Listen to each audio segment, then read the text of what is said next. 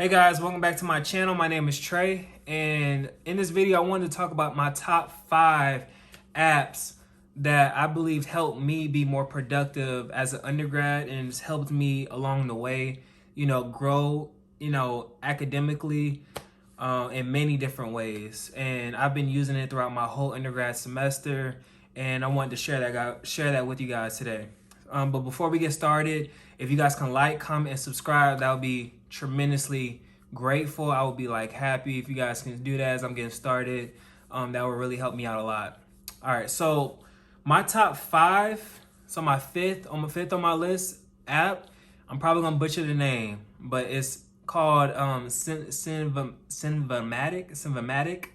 All right, Cindermatic. Anyways, so what this app is, it's an app that basically, if you guys ever got lost and when your next exam is, or I know you have the exams on each syllabus, but sometimes it can get compacted even on your schedules or on your calendars. You can get lost and whenever your exams are backed up. But for me, I really like to know by minute, hour, seconds exactly how much time do I have before this exam pops up. And I'll go into it later on why it became important for me to keep up with when my exams were as I go further along. But basically, what it is you can literally, for each class, you'll go in and you can assign whether it's quizzes, exams, final exams. You don't have to be necessarily exams. That's just what I use it for. You can do to-do lists or projects maybe you want to get done. I just keep it strictly for exam days. That's what I use it for. But you can really use it for whatever you're counting down, essentially. And it's been tremendously helpful in a lot of different ways. Again, I'm gonna go into it later on what additional, what I use it for and why I even found this app in the first place. But that's what I've been using it for. It's been truly helpful. I think I had a couple other pre-meds ask me about it, and it's been tremendously helpful in my undergrad, and I would recommend it to you guys. So the 4th app on my list is, I talked about it in one of my earlier videos, is Notion. I can't stress it enough with time management, being a problem with a lot of pre-meds, especially when you got a lot of stuff going on. Office hours for professors, organizations, for my non-traditional students that work for, a living. You guys, it's so much. If you can manage your time efficiently, there's so much that you can get done. When you're really looking at every second and every minute and how precious it is, you start to change the way you look at things, or you start to change the way that you do things, whether it's social media, Netflix, Hulu, whatever. As you're managing your time, literally this I believe is the best way that you can do it. I guess I can't stress it enough. If you want to know more about it, I made another video about it. It's called Notion. So yeah, so that's my 4th app on my list. So my top 3 app, top 3rd app on my list is, and a lot of people don't really know about it. They know about the technique, but don't really know about the app itself. Some people do, if you're into it, is Forest. So what is Forest? Forest is an app that I've been using to really, I found that procrastination was one of my biggest flaws. Not the biggest flaws, but one of my flaws. And as I started to realize that, I wanted to structure or find something that can really help me manage my time again, essentially. So I was always going back to time management. And so how can I be more productive and be more focused and, less, distracted? So this app essentially is, you plant a seed or you plant a tree. There's different trees you can plant, and each time you plant a tree and you go over a certain amount of time, you will gain coins or points off of that, which then you can go back and use to buy other trees. But essentially what it is you could think of it almost like the Pomodoro technique. For any guys who don't know what that is, the Pomodoro technique is basically, so for people, they would use 5 minutes or 10 minutes. I think standard is you 25 minutes, a block of time, and then you would break for 5 minutes. I'll kind of go into a reason why that never worked for me, but That's essentially what it is. Is really to help people stay more focused, because really anything that can get you distracted, it takes about an hour, I believe, after getting distracted to really gain focus again. And I'm gonna kind of go into reason why, that's why it never worked for me. So for me instantly, I would use 25 minutes to study something or to be, on a task or something. And then those 5 minutes, I was like, oh, okay, I got 5 minutes, I can clean up a little bit. I get, maybe go on my phone a little bit, whatever. But what I found is I would easily go over those 5 minutes to the point where I was like, all right, this isn't working for me. And to keep doing that and then have another hour to try to gain focus again, it just wasn't working for me. So I was like, okay, I gotta push out my time to, so I can get more stuff done. But when I break, that means I break for like, probably like a good 30 minutes. So that's what I want. I wanted a good 30-minute break. So how could I do that? And so I would put my phone up to 3-hour blocks. Now, I'm not saying that I'm going to stay focused for those whole 3 hours. I mean, between bathrooms and, maybe getting a snack or something, I'm not going to stay engaged for those full 3 hours. I recognize that. But in those 3 hours, if you, in the app, the forest, if you come out of the app, your tree will start to die. And so it's almost that negative reinforcement. So you don't want your tree to die, right? The longer you stay in the app, the longer the time is going down, the higher your tree is growing. And if you come out of the app for a period of time, I think over a minute or something, your tree would die and your time will stop exactly at that point. And then, then you got that bad feeling like, oh, my tree is dead now and now I can't, yada, yada. It really, for me, it was a good reinforcement. Like, hey, I don't want my tree to die. So I gotta, it always pushed me into the direction of not really touching my phone. And so that's kind of what I use it for. I use it to really not only stay off my phone and to stay more focused, but to also keep track of time, of actually how much time I'm spending on each thing I'm doing, and to minimize the distractions. So yeah, Forest, if you guys don't know about it, check it out. I think you guys will really like it. So the top 2 app that is on my list is called Liquid Text. So I've been using Liquid Text on and off for about 2 years now, and I really just started re-engaging with it again in fall of 2021, now spring of 2022. And so what this app is I'm big on conceptualization. So how can I conceptualize the material that we're learning? As you know, as us pre-meds, or really anybody in the sciences, there is a lot of material that you have to cover, that you have to learn. And anyone who just strictly tries to memorize anything, they quickly realize that it works for some stuff, but it doesn't work for everything. There is some stuff you have to memorize. There's no way around that. But there's a lot of stuff that you have to conceptualize. And the quicker you realize that, the better you are. So what this app is, it's almost like an annotation document, kind of like Notability or GoodNotes. So what it is you'll have your document on one side, and then you will have a blank canvas on the other side. That canvas can be used to import images, make mind maps, make,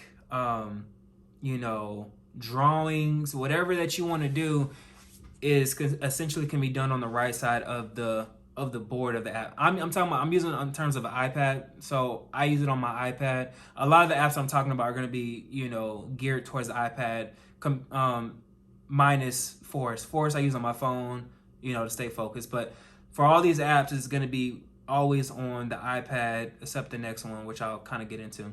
But yeah, essentially, so you have the apps. So you have you're breaking down everything on one side, and then you have your documents on the left side, and you can layer your documents. You're not limited to just one document. You can have multiple documents on the left side, and that's what I use. So I use this to really understand the material. I'm not the biggest fan of writing notes just to write notes. I quickly realized that doesn't help you retain anything. That doesn't make you more efficient. You're just writing stuff out. That doesn't mean that you're understanding anything. And so as you start to understand that, and this is the only time I'm really writing, quote unquote, like notes. And so I'm really doing mind maps, or I'm doing drawings, or I'm relating ideas to other things. And what I realize is that not only does this help you better on the exam, this will help you solidify information later on, things that you would probably forget if you just were to purely like rote memorization something and then forget it the next, like this. And I've been seeing this honestly in my classes that I'm in right now. Like, I'm in my upper division neuroscience classes, and a lot of the stuff that a lot of my classmates, what I've noticed is they lack the fundamentals of like basic neuroscience. And you can see this with me, like it just being able to, I'm able to relate ideas together, or I'm able to understand why something is occurring. And if you understand something, then you're gonna memorize. You're not memorize, but you're gonna understand it long term. You're gonna actually not only understand it, you're gonna be able to relate it to clinical situations for my pre-meds, and then you'll also be able to relate it to other things, maybe even coming up with new ideas or new solutions. So I'm the biggest fan of this app. Again, I've been really utilizing it now, like in at least about a year or so now. And the downfall about this app is I've been using it prior to the change of it going to subscription base. I know that sucks. I think now they're charging from $8.99 to I think $11.99 a month or something like that.